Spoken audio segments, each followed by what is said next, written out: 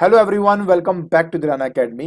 सो देखिए, बात बहुत सिंपल है कि आज के लेक्चर के अंदर हम क्लास 10th आईसीएससी फिजिक्स का जो चैप्टर नंबर 9 है, मतलब हाउस होल्ड सर्किट्स, उसके पार्ट ए की थ्योरी हम डिस्कस करने वाले हैं।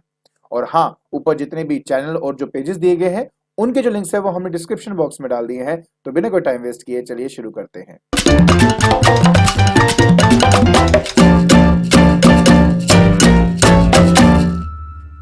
सो देखिए बेटा, बात सिर्फ ये है कि इस पर्टिकुलर पार्ट ए के अंदर कुल मिला के 3 आपके टॉपिक्स दिए गए हैं। अब आपके जो न्यू सिलेबस है, दैट इज 2022 के हिसाब से मैं बता रहा हूं, जो आपका थर्ड टॉपिक है ना, that is ring system, basically वो सिलेबस के अंदर है और उसके रिगार्डिंग हमने सारी बातें डिस्कस करनी है। जो पहले दो टॉपिक्स है, दैट इज 9.1 और जो 9.2, आपके ये दो आर्टिकल्स जो हैं, जिसमें पहला तो अभी हम स्टडी करने वाले हैं the transmission of power from the generating station to the consumer. उसके अंदर हमने सिर्फ एक दो पैराग्राफ स्टडी करने हैं। मेरे कहने का मतलब सिर्फ इतना है कि इस लेक्चर के अंदर मैं जो जो बातें आपके साथ डिस्कस करने वाला हूं, सिर्फ वही बातें आपने स्टडी करनी है। उसके अलावा बाकी जो चीजें हैं वो आप कट कर सकते हो। ठीक है, तो चलिए जल्दी से स्टार्ट करते हैं। तो जैसे आप देख ही रहे हो बेटा कि सबसे पहला टॉपिक जो है वो है ट्रांसमिशन ऑफ पावर के बारे में। तो पहले आपको इसके बारे में ही मैं डिस्कस करता हूं। सो देखिए, बहुत ज्यादा सिंपल है। पहली बात आपको मैं ये बता देता हूं बेटा, शुरुआत कुछ ऐसी होती है कि जब हम इलेक्ट्रिक पावर को जनरेट करते हैं तो ऑफ कोर्स वो हम किसी भी जनरेटिंग स्टेशन में जनरेट करते हैं। जैसे कि अगर आप बठिंडा में देखेंगे तो वहां पे आपके पास थर्मल पावर प्लांट है और उस थर्मल पावर प्लांट से हम इलेक्ट्रिसिटी को प्रोड्यूस करते हैं।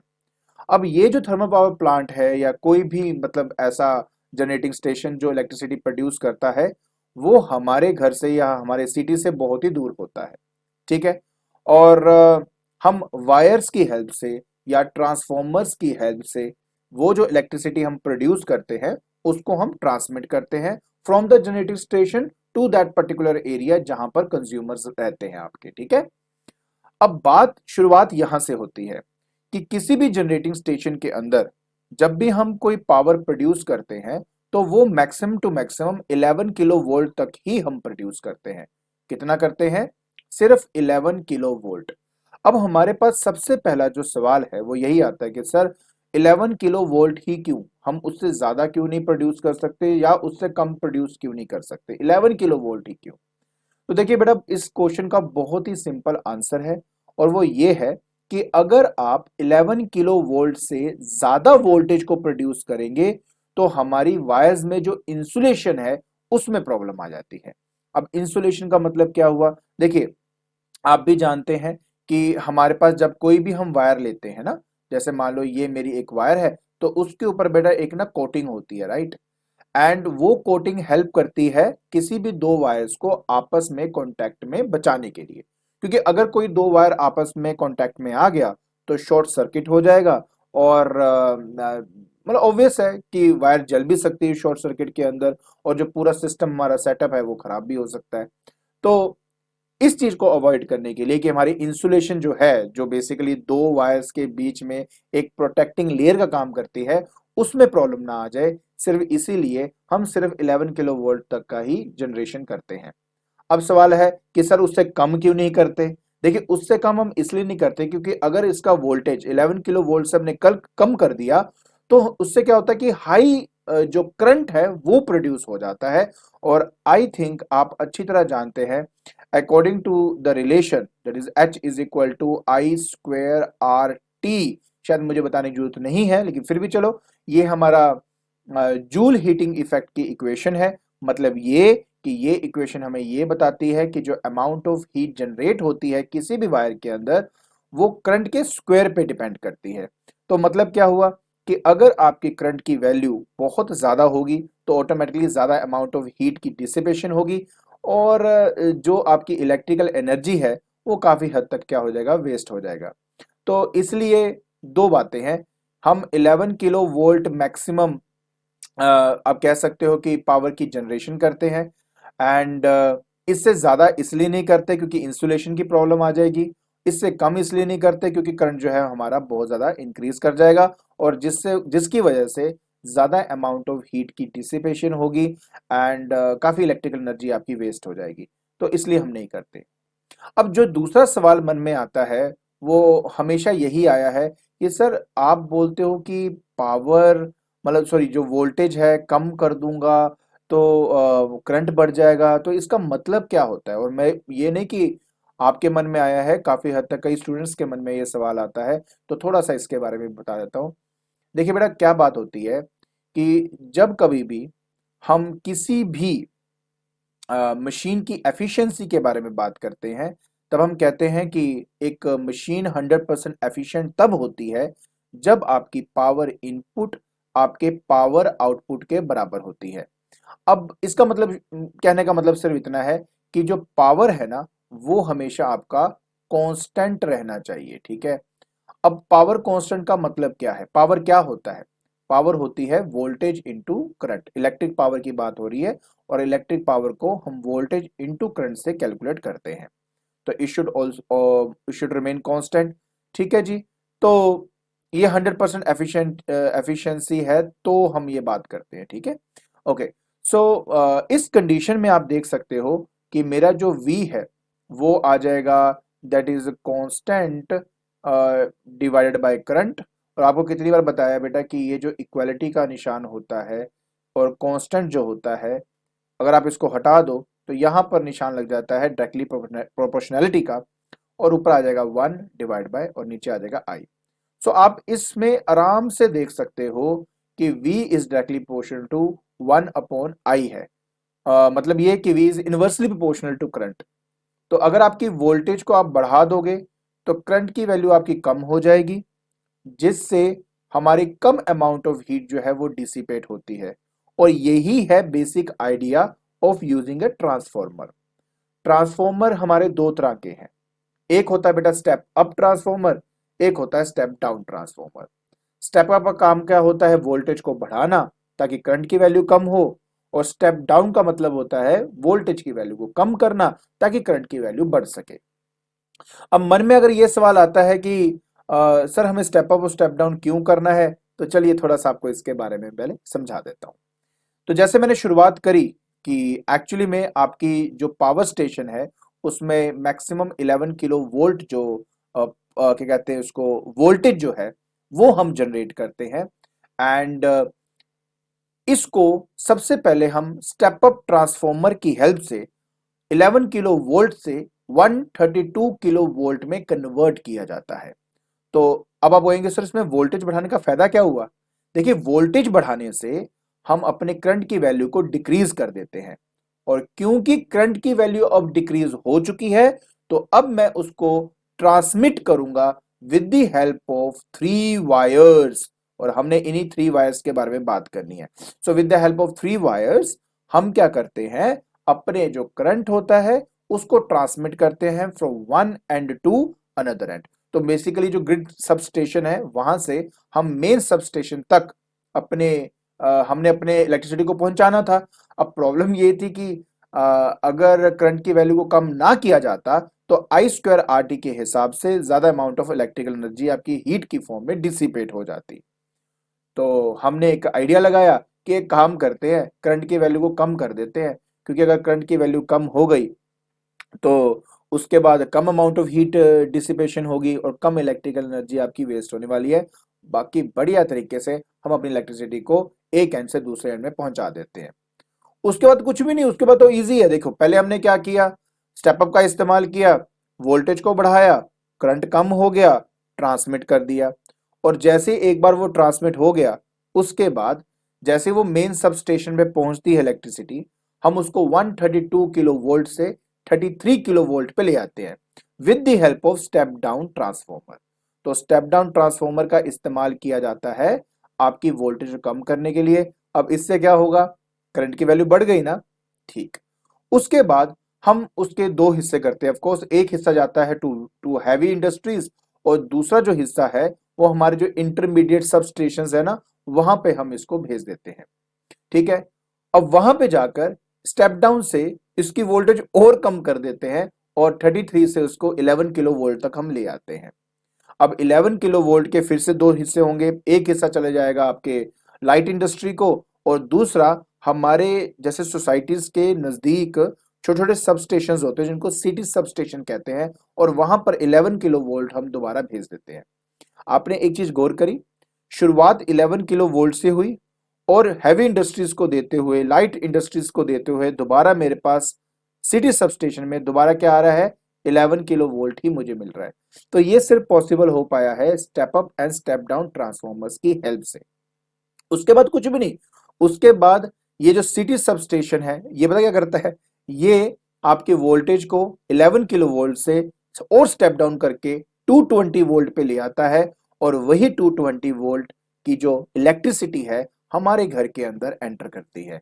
तो ये पूरा तरीका होता है आपके पावर को ट्रांसमिट करने के लिए, आपकी वोल्टेज को ट्रांसमिट करने के लिए, from one end to another end. I hope आपको यह समझ में आ गया होगा। अब आप लोगों के मन में पक्का आ रहा होगा कि सर इस टॉपिक में मतलब ये सारा ही कुछ करना है। मेरा आंसर है कि नहीं। पहली बात, आपको ये डायग्राम नहीं करनी, आपका एक ब्लॉक डायग्राम दिया गया वो भी नहीं करना। जस्ट आपको ये समझना था कि कैसे आपकी जो पावर है वो ट्रांसमिट होती है from generating station to the consumer. अब इसके अंदर आपको ये पता होना चाहिए कि 11 किलो वोल्ट ही क्यों होता है, उससे कम उससे ज्यादा क्यों नहीं होता, और दूसरी बात ये कि हम स्टेप अप या स्टेप डाउन क्यों करते हैं। तो उसके बारे में आपको मैंने बता दिया कि हम स्टेप अप करके इसलिए भेजते हैं ताकि करंट की वैल्यू कम हो जाए, कम अमाउंट ऑफ हीट डिसिपेशन हो, और ज्यादा इलेक्ट्रिकल एनर्जी जो है वो आपकी ट्रांसमिट हो सके from one end to another end. I hope आपको ये टॉपिक अच्छी तरह समझ में आ गया होगा। ठीक है, चलिए अब आपको लेके चलता हूं आपके नेक्स्ट टॉपिक की तरफ। सो देखिए बेटा, अब हमें डिस्कस करना है power distribution to a house के बारे में। अब मैं आपको एक छोटी सी बात बता देता हूं। इसके अंदर दो तीन पैराग्राफ्स बड़े बड़े दिए गए हैं। आपने सिर्फ जो सबसे पहला पैराग्राफ है, जो बेसिकली टू सप्लाई से शुरू होता है टिल द सोर्स तक, तो मतलब जो पहला पैराग्राफ है सिर्फ वही अच्छे से स्टडी करना है। ठीक है, बाकी मैं आपको थोड़ा डिटेल यहाँ पे समझाई देता हूँ। ठीक है, चलिए स्टार्ट करते हैं। तो बेटा बात देखिए सिंपल है कि मैंने आपको बता दिया था कि जो इलेक्ट्रिक पावर है वो हमारे घर पे पहुंचती है कहां से, सिटी सब स्टेशन से।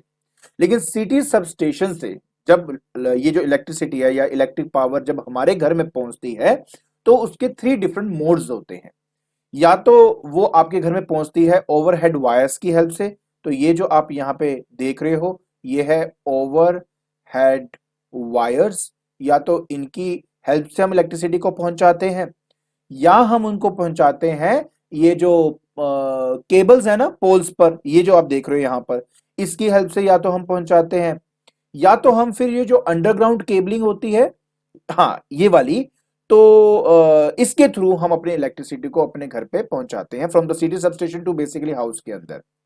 मेन बात यहां पे समझाने वाली ये है कि इन सबके अंदर ना तीन डिफरेंट कलर्स की वायर्स होती हैं।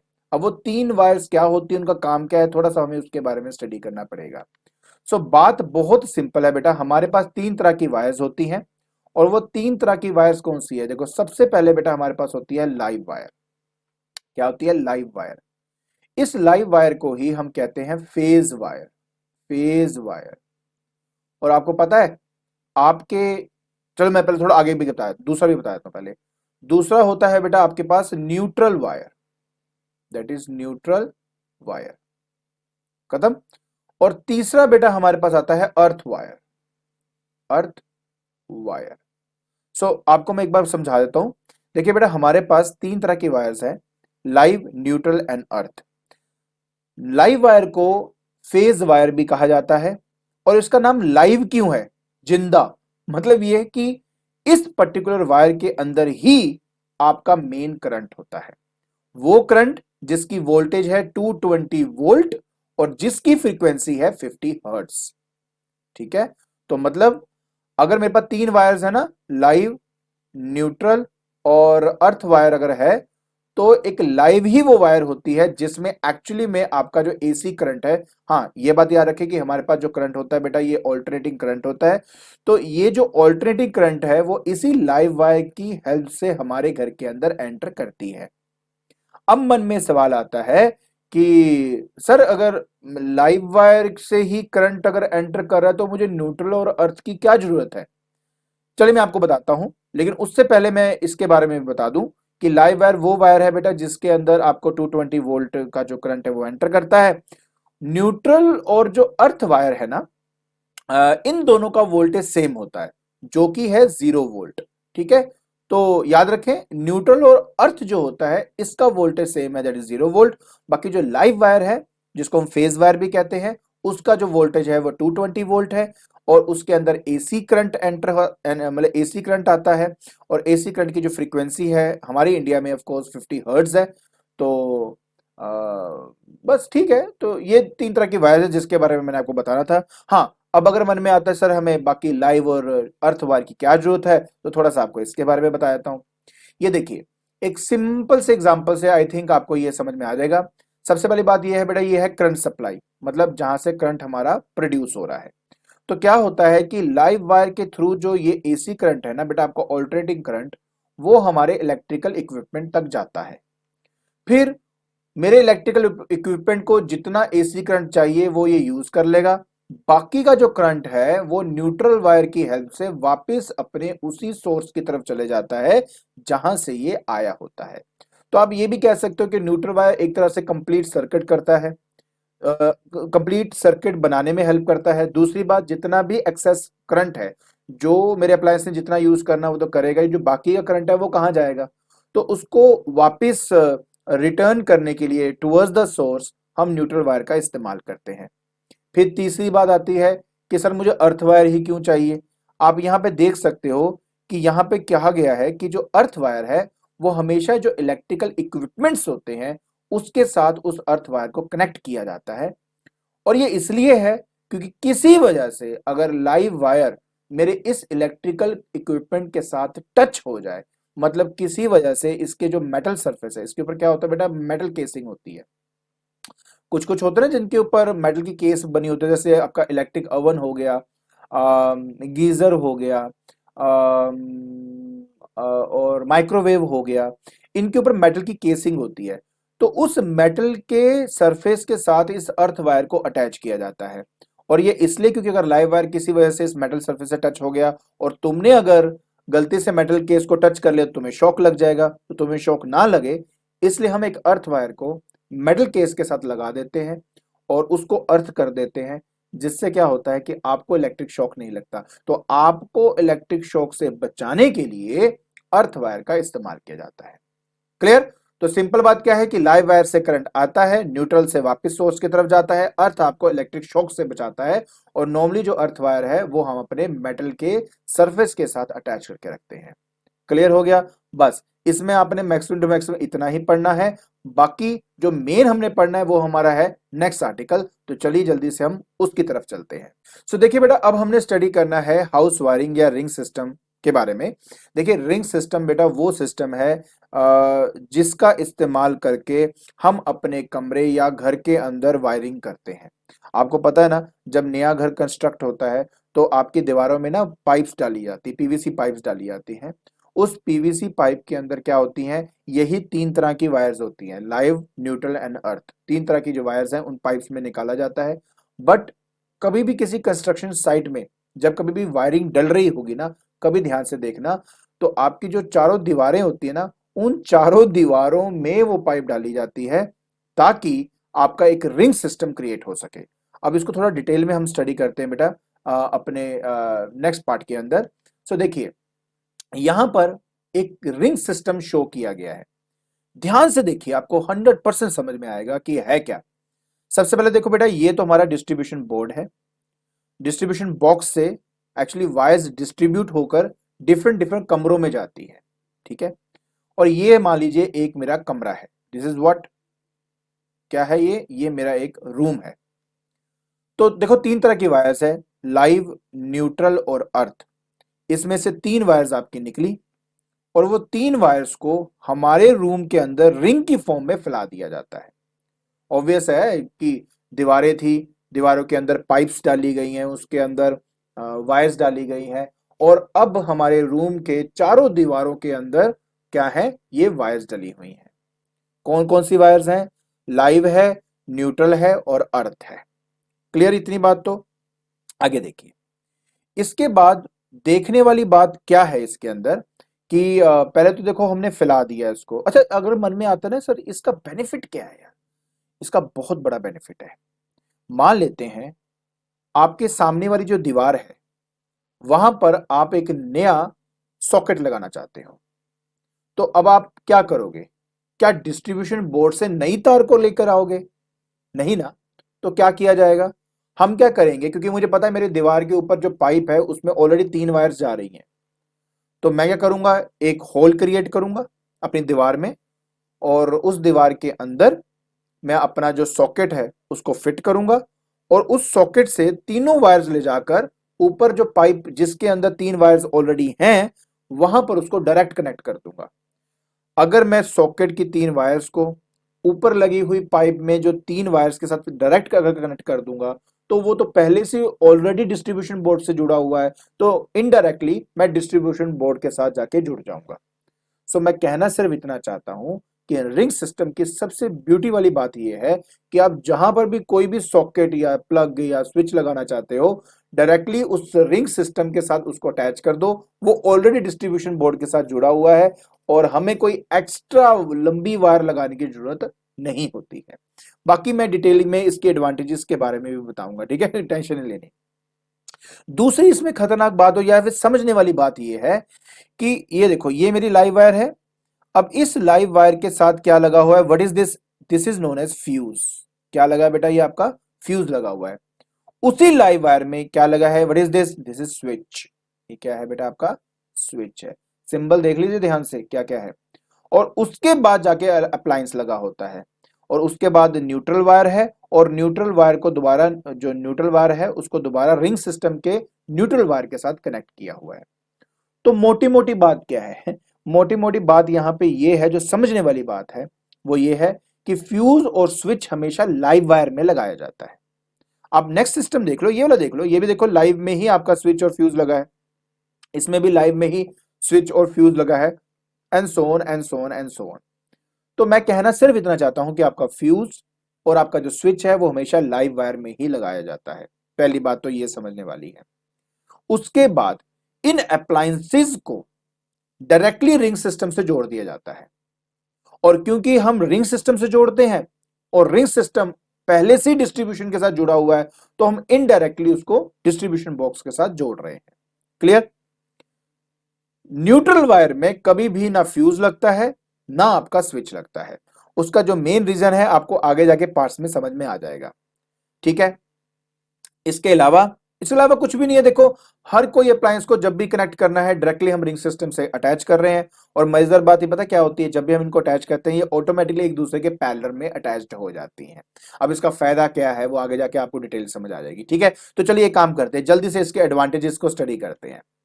देखिए, तो सबसे पहला और सबसे इंपॉर्टेंट एडवांटेज क्या है? कहता है कि in the ring system the current from mains can reach to an individual appliance through two separate paths. Thus, each appliance gets connected to the main effectively through a thick wire. अब आप बोलेंगे sir ये क्या मतलब हुआ? मतलब समझाता हूं, डोंट वरी। देखिए, सबसे पहली बात यहां पे ये है कि ये लाइव वायर देखिए यहां से आया, बिल्कुल आया जी। अब मान लीजिए मुझे लैंप तक जाना है, तो देखो एक तो ये देखो आप इस तरीके से जा सकते हो, दूसरा आप जा सकते हो इस तरीके से, है ना। तो क्या मैं कह सकता हूं कि आपके पास 2 पाथ हैं इस लैंप तक पहुंचने के? तो पहली बात, ये जो लाइन है ये आपको जस्टिफाइड होगी, समझ में आ गया होगा।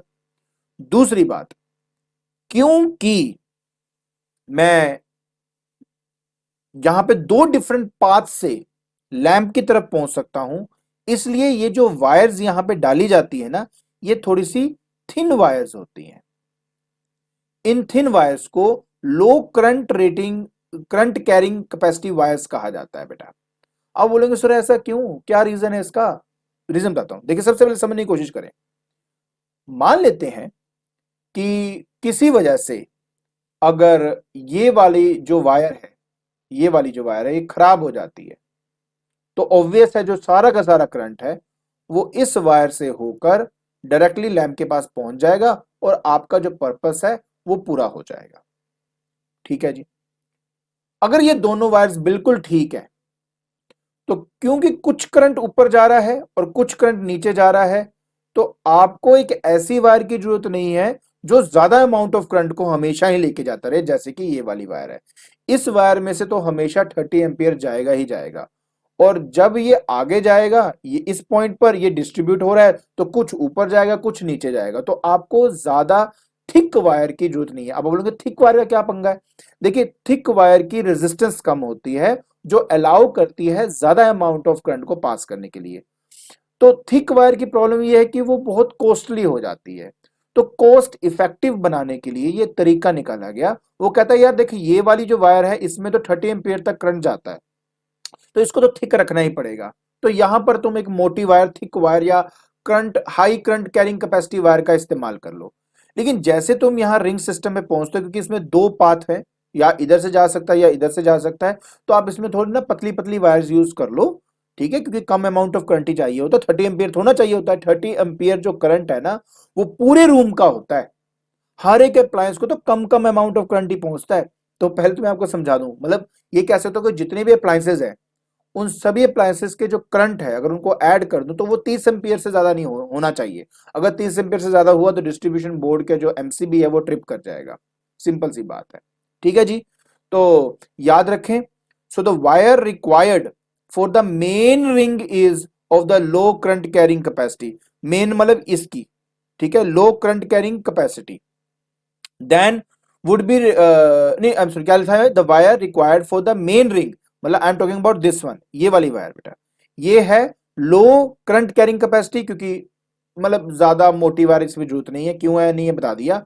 Then that which would be required for the direct connection to the mains, तो जो आपको डायरेक्ट कनेक्शन है मेंस में, उसमें मोटी वायर का इस्तेमाल करते हैं, क्योंकि उसमें ज्यादा अमाउंट ऑफ करंट आपका जो है वो फ्लो करता है। क्यों? क्योंकि this considerably reduces the cost of wiring. I hope आपको अच्छी तरह यार ये समझ में आ गया होगा कि मैं क्या बताना चाहता हूं, राइट। चलिए नेक्स्ट एडवांटेज की बात करते हैं। कहते हैं each appliances has a separate fuse. अरे बिल्कुल सही बात है। देखिए ये ना, आप देख सकते हो कि ये लैंप है, लैंप के लिए सेपरेट फ्यूज आपको दिखाई दे रहा है, ठीक है। सॉकेट देख लो, सॉकेट में सेपरेट फ्यूज दिखाई दे रहा है जी।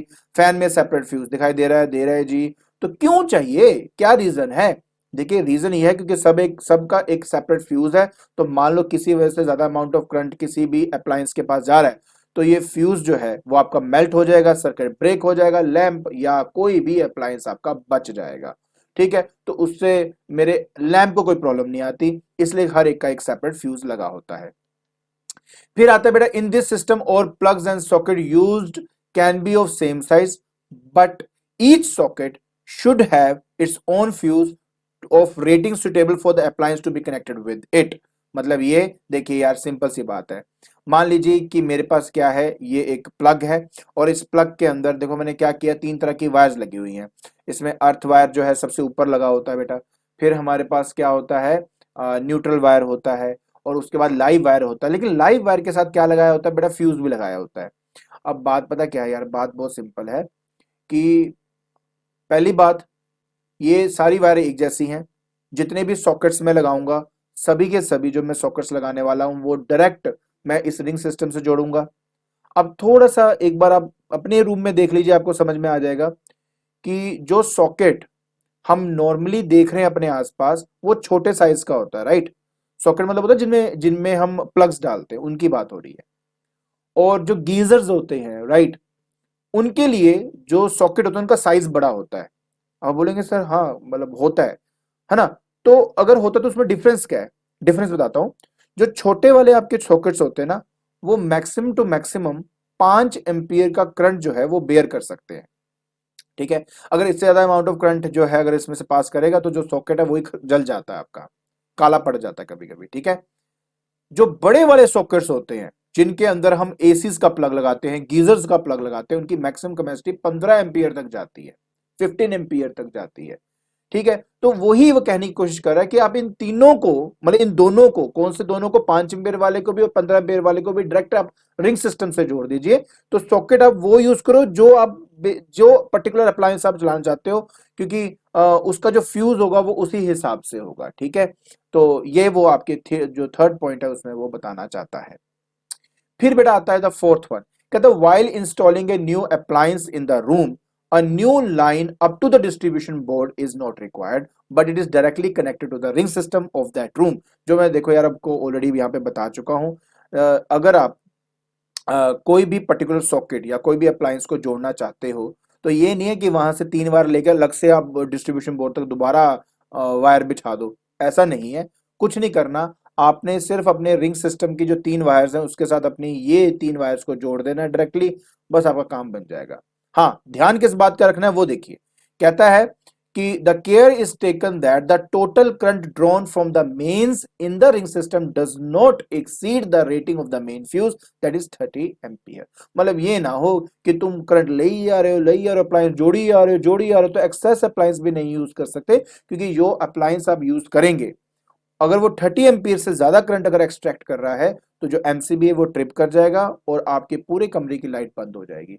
ठीक है, तो ये जो 4 आपके पॉइंट्स थे ये थे advantage of the ring system. I hope आपको ये समझ में आ गया होगा। Very good. चलिए अब हम बात करते हैं बेटा connection of all appliance with the mains. मैं आपको ऑलरेडी बता चुका हूं बेटा, आपने पिक्चर में ही देख लिया होगा। देखिए आप पिक्चर में देख लीजिए, ये जितने भी अप्लायंसेस लगे हैं ये सारे के सारे आपस में पैरेलल कॉम्बिनेशन में लगे हुए हैं। ठीक है, सीरीज कॉम्बिनेशन में कभी भी आपस में कनेक्ट नहीं होते हैं। ठीक है, और दूसरी सबसे बड़ी बात यह है कि किसी लाइव वायर में अगर मैं देखता हूं तो लाइव वायर में क्या देखता हूं मैं कि लाइव वायर में जो आपका सॉकेट है, जो आपका फ्यूज है, वो सीरीज में लगे होते हैं। देखो ना, एक के बाद एक दो जुड़े हुए हैं तो ये आपस में सीरीज में है, लेकिन जो अप्लायंसेज है वो आपस में क्या है, पैरेलल कॉम्बिनेशन में लगे हुए हैं। ठीक है जी, आगे देखिए। अब आता है बेटा एडवांटेज क्या है इन अप्लायंसेस का पैरेलल में लगाने का। दो बढ़िया एडवांटेज है बेटा। देखो आपने कभी चेक किया होगा, आप कोई भी अप्लायंस उठा लो, उस अप्लायंस में लिखा होता है 220 वोल्ट। इसका मतलब पता क्या है? इसका मतलब यह है कि अगर आप चाहते हो कि आपका अप्लायंस प्रॉपरली काम करे तो आपको उस अप्लायंस को 220 वोल्ट की सप्लाई देनी पड़ेगी। चाहे वो 100 वॉट का बल्ब हो, ठीक है, चाहे वो आपका गीजर हो, चाहे मतलब छोटी से छोटी चीज और बड़ी से बड़ी चीज को 220 वोल्ट सप्लाई चाहिए होती है। तो अब अगर पैरेलल कॉम्बिनेशन में होगा तो देखो सभी का वोल्टेज एक जैसा रहा, लेकिन अगर सीरीज कॉम्बिनेशन में हो गया तो जिसकी जितनी रेजिस्टेंस उतना उसका वोल्टेज ड्रॉप होगा। तो मतलब ये देखिए, आपने ये पढ़ा हुआ है यार, वैसे भी आपने देखा हुआ है कि अगर मेरे पास 3 रेजिस्टेंस सीरीज में लगे हों और एक अमाउंट, एक आई करंट जो है वो आपका फ्लो कर रहा है, ठीक है, तो इसके क्रॉस वोल्टेज हो जाएगी V1, इसके क्रॉस हो जाएगी V2, इसके क्रॉस हो जाएगी बेटा आपकी V3। तो मतलब हर एक को अलग अलग क्या है, आपको वोल्टेजेस मिलती रहेंगी। पहली बात तो ये, ठीक है।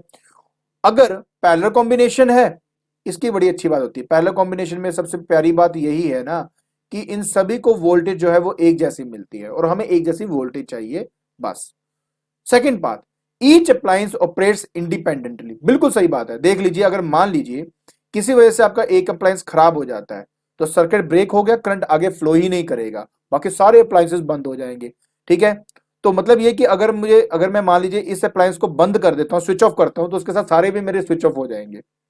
अब ये थोड़ा मुझे चाहिए। पैरेलल में क्या होता है कि हर एक का अपना अपना सेपरेट स्विच होता है। अगर मैंने इसको ऑफ कर दिया ना तो दैट डजंट मीन कि नीचे दो वाले बंद हो जाएंगे, ऐसा नहीं होगा। तो हमेशा याद रखें कि पैरेलल कॉम्बिनेशन में हर को हम इंडिपेंडेंटली यूज कर सकते हैं। तो ये दो बेसिक इसके बेटा क्या है, एडवांटेजेस है of connecting the appliance in parallel. I hope you got this point, right. So now let's proceed to the next one. सो फिर आता है बेटा डिसएडवांटेजेस, हमने स्टडी करनी है कि अगर इन अप्लायंसेस को सीरीज में लगा दिए तो कौन कौन से डिसएडवांटेजेस हैं। तो 3 है, सिंपल है। चलिए जल्दी स्टार्ट करते हैं। ठीक है, सबसे पहले तो डिसएडवांटेज ये है कि मेरी वोल्टेज जो है वो डिवाइड हो जाती है सीरीज के अंदर। जस्ट अभी आपको मैंने बताया कैसे होती है। हर एक अप्लायंस का अपना अपना रेजिस्टेंस होता है, राइट, और हर एक का अगर अपना अपना रेजिस्टेंस है तो अगर same amount of current flow करेगा तो वोल्टेज ड्रॉप सबका अलग अलग हो जाएगा।